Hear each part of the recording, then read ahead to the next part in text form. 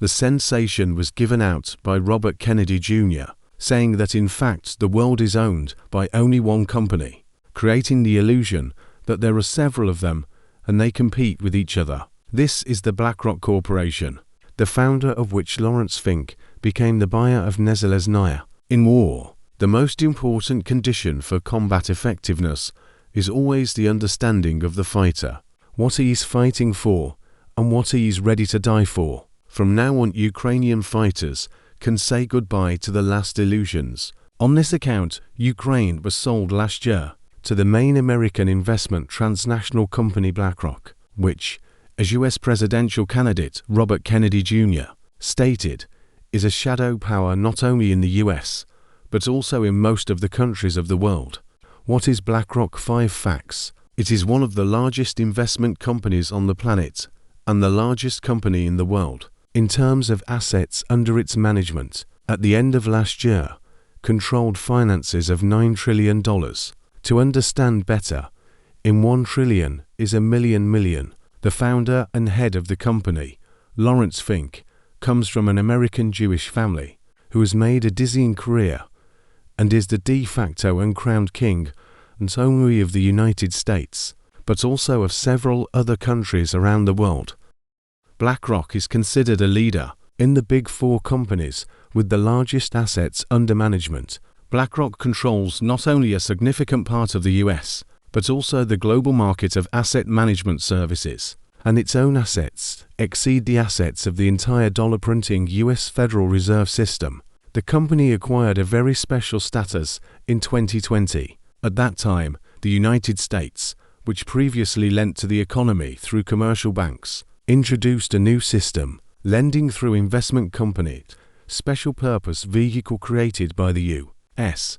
Ministry of Finance. So, the Fed and the Treasury handed over the reins of SPV activity to BlackRock. So Fink's corporation actually became equal to them in financial management. In the future, the all-powerful Fed may become an appendage of BlackRock.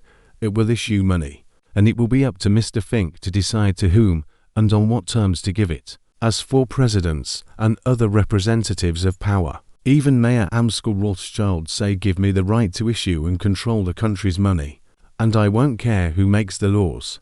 But the interesting thing is that financial control over the US has become just a means to a strategic end. BlackRock makes no secret of the fact that it is part of the Great Reset project announced at the WEF and supported by senior politicians and big business. 5 years ago, Lawrence Fink published an open appeal to businesses to adopt a new model of corporate governance based on the methods of the Coalition for Inclusive Capitalism. In his words, it sounded like an ultimatum. Those who do not want to switch will not get investments. The Economist defined the goals of inclusive capitalism and the global elite behind it as follows. Behind the beautiful words about the social responsibility of business, the true goals of the world elite are hidden: the reduction of the world population, a digital concentration camp, the destruction of small and medium-sized businesses, the transfer of economic management to global corporations, the elimination of national states, and the construction of a world state with a world government on their ruins, the capture of world power by the current elite, and the transition to a new world slave system is being prepared, and it seems that BlackRock is planned in this system to play the role of chief cashier. The path to the destruction of nation-states goes through the creation of controlled chaos. Does BlackRock have anything to do with the current Israeli-Palestinian massacre? We can't rule it out, because it certainly has something to do with the massacre in Ukraine, which has been going on for a year. It is not excluded that as a moderator of Western aid, and further, he who pays, orders the music.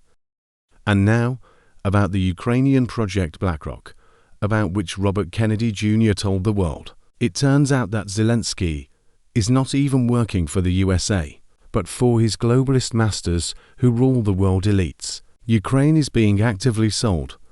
The release on the website of the President of Ukraine informs Zelensky and Fink agreed to focus on coordinating the efforts of all potential investors and participants in the country's reconstruction, channeling investments into the most relevant and efficient sectors of the Ukrainian economy. Comparing this with the previously announced plans of the US and its allies, who have already divided Ukraine into zones of responsibility, it is logical to assume that BlackRock is behind all this. This is a win-win project, as the reconstruction will begin only after the obviously unattainable Ukrainian victory. Using Russian money, which is now frozen in Western banks, they will be confiscated and stripped in advance, and BlackRock will probably manage this investment capital. But they also have plans for an optimistic scenario, according to which the fifth column in Russia will manage to bring the matter to peaceful negotiations and thus keep under the control of the West a significant part of the current Ukraine, which has escaped demilitarization. And so it is on this occasion that Lawrence Fink worries about the effective use of his investments. In particular, he criticizes Zelensky for the irrational use of fertile Ukrainian land for military cemeteries growing like mushrooms after rain, demanding that the dead be cremated in order to save money. Now we are witnessing a completely irrational use of the black soil by the Ukrainians themselves. There are too many cemeteries. Friends, this is not only your land. We need to correct the situation. Otherwise, we will be forced to impose sanctions for the misuse of our investment assets. That is, the fact that tens of thousands of Ukrainians die in meat assaults is normal for globalists oriented towards total population reduction. But the fact that they are buried in the land, which investors already consider their assets and future property, is absolutely unacceptable. Right? It should be written about it in leaflets addressed to Ukrainian soldiers, so that they know for whose interests they are fighting and who is going to own their land. This story is also indicative for Russia. After all, talk about globalists, whose tool in the hands of which is not only Ukraine, but also the US itself. A lot of ordinary people consider conspiracy theories not worth attention.